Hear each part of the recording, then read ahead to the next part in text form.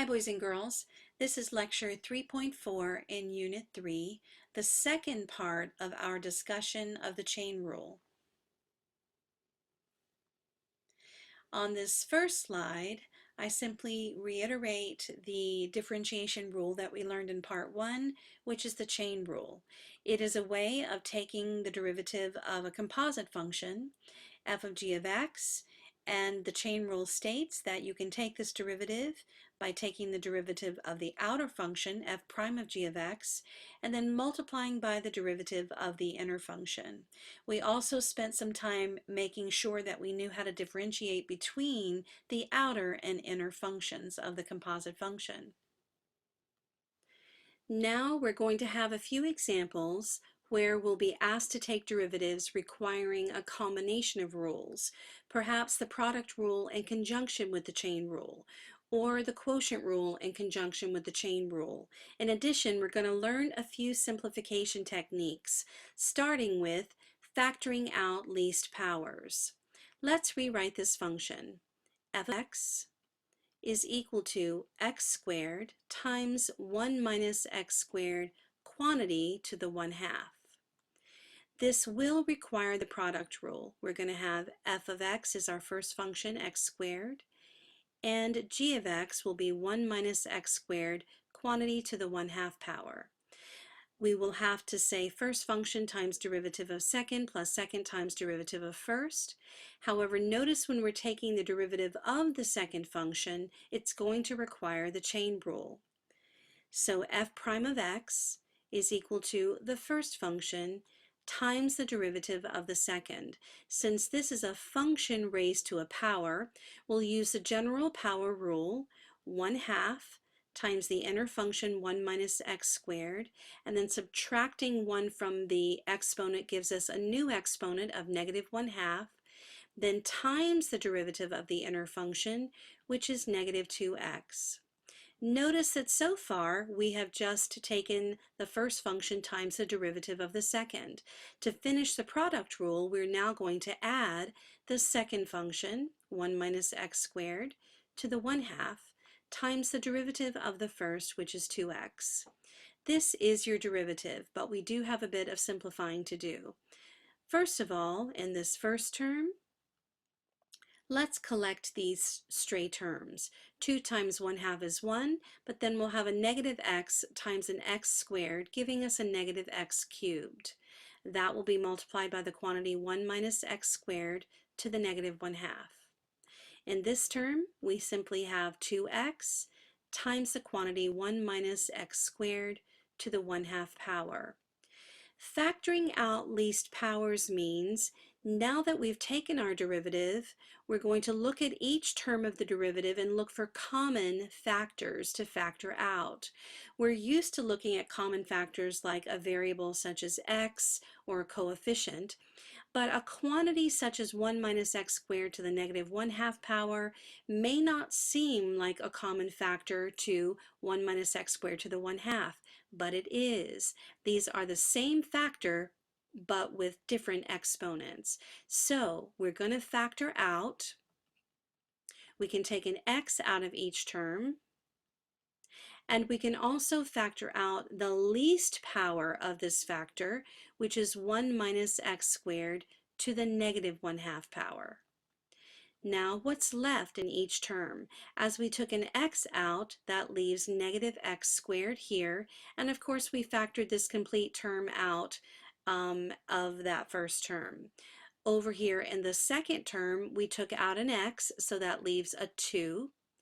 And what happens when we divide 1 minus x squared to the 1/2 by 1 minus x squared to the negative 1/2? When you subtract those exponents, you get 1/2 minus a negative 1/2, which is 1. So what's left over here? 1 minus x squared to the 1 power.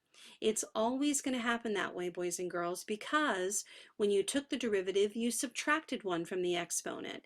So the difference between the two exponents should always be 1. Now let's continue simplifying. We have the x. We have the 1 minus x squared to the negative 1/2 power. Inside here, negative x squared plus 2 minus 2x squared. These are like terms. So we're going to have f prime of x is equal to x, 1 minus x squared to the negative 1/2. And inside here, a negative 3x squared plus 2. Now for our final simplification, let's put things in the numerator and denominator appropriately. F prime of x will be x, and negative 3x squared plus 2 should stay in the numerator. You do not need to distribute there if you don't want to.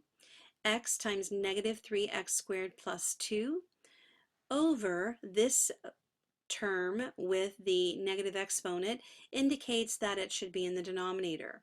1 minus x squared to the 1/2 power.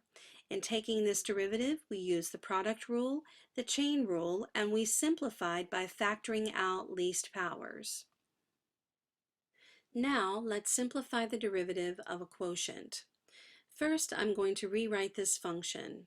F of x is equal to x over the quantity x squared plus 4 to the 1/3 power. There's no way to rewrite this so that we can simply use the power rule. It will definitely be the quotient rule. Or you could rewrite this as a product. X times the quantity x squared plus 4 to the negative 1/3. If you wrote it this way, you could use the product rule, but I'm going to use the quotient rule for demonstration purposes.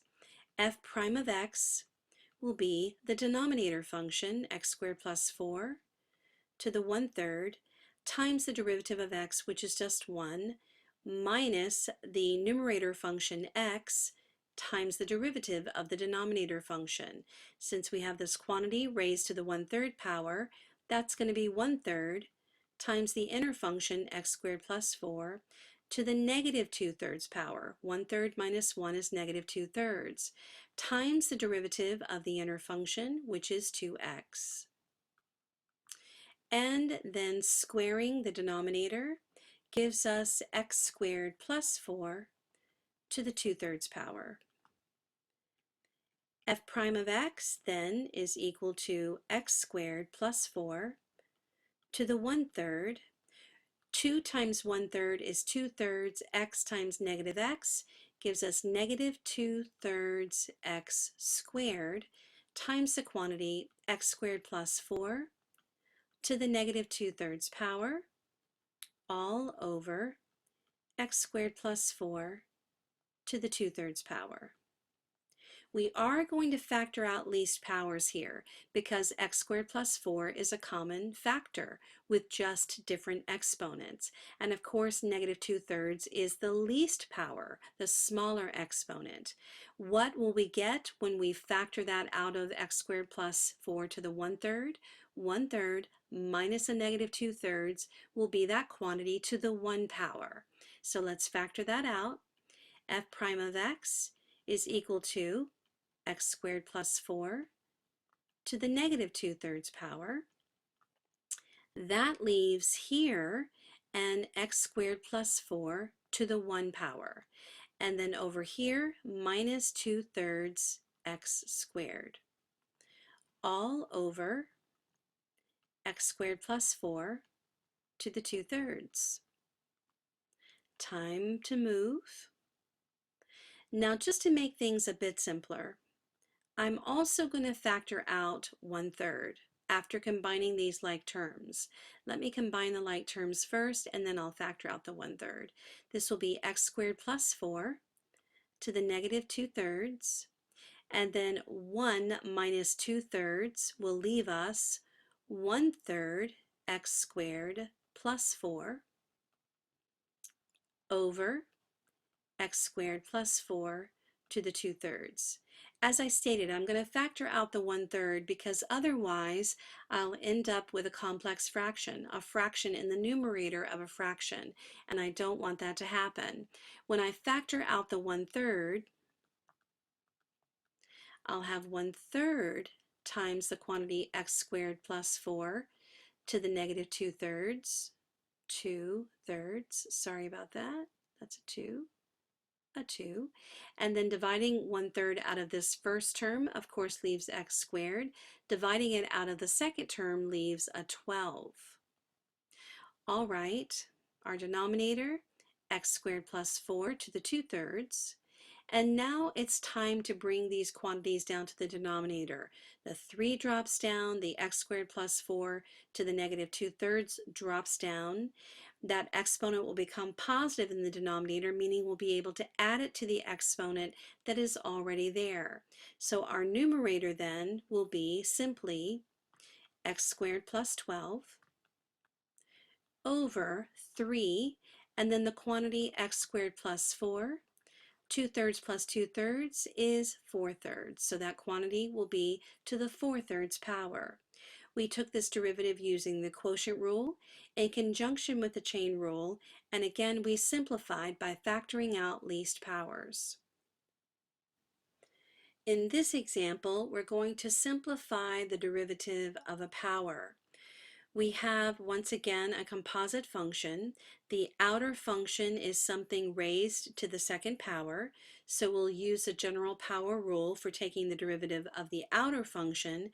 The inner function is a quotient, so we'll need to use the quotient rule for taking the derivative of the inner function. F prime of x then will be 2 times 3x minus 1 over x squared plus 3 to the 1 power. 2 times the function to the 1 is the derivative of the outer function, times the derivative of the inner function, which requires the quotient rule. The denominator, x squared plus 3, times the derivative of the numerator, which is just 3, minus the numerator, 3x minus 1, times the derivative of the denominator, which is 2x, all over the denominator squared. Now we'll do the distribution in the numerator. F prime of x is equal to 2, and I'll separate this into 3x minus 1 over x squared plus 3 times, up here we're going to have 3x squared plus 9, and then distributing the negative and the 2x gives us a negative 6x squared plus 2x, all over the denominator, x squared plus 3, quantity squared. F prime of x then is 2 times 3x minus 1, and then putting this together with this factor, this is going to be a negative 3x squared plus 2x plus 9. The denominator, since it's the same factor to the 1 power multiplied by x squared plus 3 quantities squared, it will be that factor to the 3rd power. There is no need to FOIL all of this out, just leave it in factored form. So for this derivative, we use the chain rule in conjunction with the quotient rule, and we didn't have to simplify by factoring out least powers here. In this example, we're going to take derivatives of trigonometric functions using the chain rule. When our trigonometric function has an argument that is a function in and of itself, then we must take that into consideration when taking the derivative. The derivative of sine of u, when u is a function, will be cosine of u times the derivative of u. And of course, all of these derivative rules are modified accordingly. Let's practice applying the chain rule to trigonometric functions. Notice the argument of this function is 2x, a function in and of itself. So we'll have to use the chain rule in taking the derivative. Y prime is equal to cosine 2x, but then times the derivative of 2x, which is 2. Rewriting this, y prime is 2 cosine 2x. In our second example, again, the argument of the function is a function in and of itself. So when taking the derivative, we'll use the chain rule. Y prime is equal to negative sine of x minus 1 times the derivative of x minus 1. But since the derivative of x minus 1 is just 1, it doesn't change the derivative. In our third example, the argument of tangent is 3x. So we'll use the chain rule.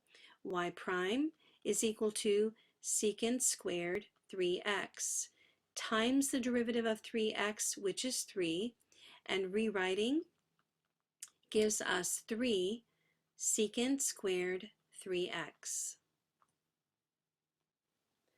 And now we're going to discuss parentheses and trigonometric functions. We need to be sure that we understand the mathematical conventions regarding parentheses and trigonometric functions.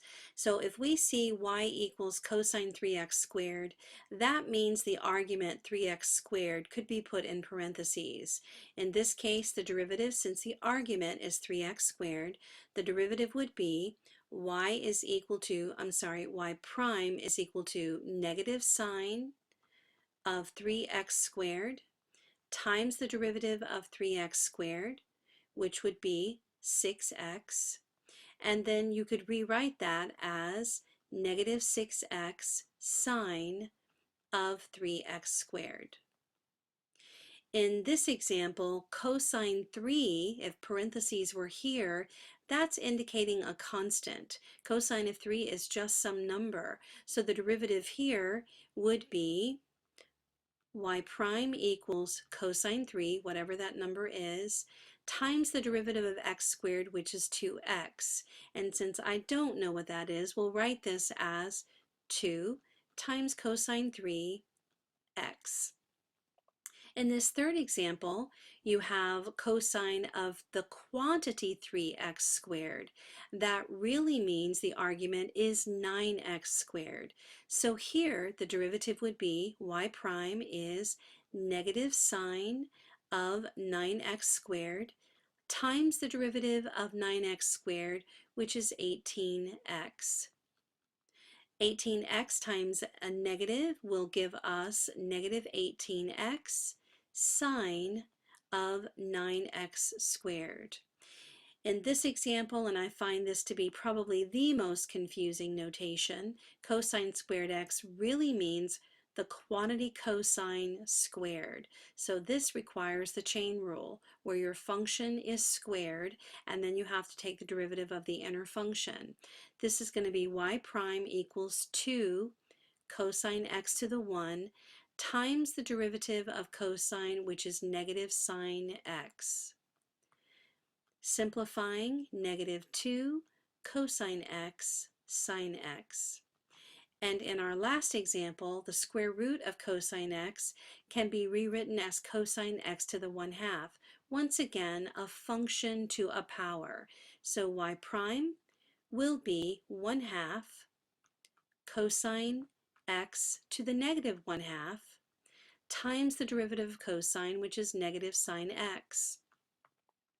Rewriting, we're left with negative sine x in the numerator and 2 square root of cosine x in the denominator. Let's use a derivative to find an equation of the tangent line to the graph of this function at the point pi comma 1, which I have depicted here. And in taking this derivative, we're going to have f prime of x is equal to 2, and then of course the derivative of sine is cosine x. Plus, now cosine 2x is going to require the chain rule because of course 2x is its own function. The derivative of cosine is negative sine 2x and then times the derivative of 2x, which is 2. F prime of x will be 2 cosine x minus 2 sine 2x. We need the derivative at pi. F prime of pi then will be 2 cosine of pi minus 2 sine of 2 pi. Well, sine of 2 pi is 0, so this term goes to 0, but cosine of pi is negative 1. So when you multiply negative 1 times 2, we find that f prime of pi is negative 2. As I have stated before, anytime you write an equation of a line, you need two things, a point and a slope. Now that we have them both, let's use point-slope form to write the equation of the line. Y minus 1 equals negative 2 times x minus pi. This becomes y minus 1 equals negative 2x plus 2 pi. And when we add 1 over, we get this equation, negative 2x plus 2 pi plus 1. And that's the equation of this tangent line. In this last example, we're going to see a repeated application of the chain rule. And here's why. Let's rewrite this. F of t is sine of 4t to the third power. So our outer function is something to the third power. And then we have an inner function, sine of something, another function, which is 4t. So we'll have to use a couple of links of the chain rule in order to get this derivative. The derivative then will be f prime of t equals 3 times sine of 4t quantity squared, now times the derivative of sine of 4t, which is cosine of 4t, and then times the derivative of 4t, which is 4. Let's simplify this. F prime of t equals a 12 cosine of 4t times the quantity sine of 4t squared.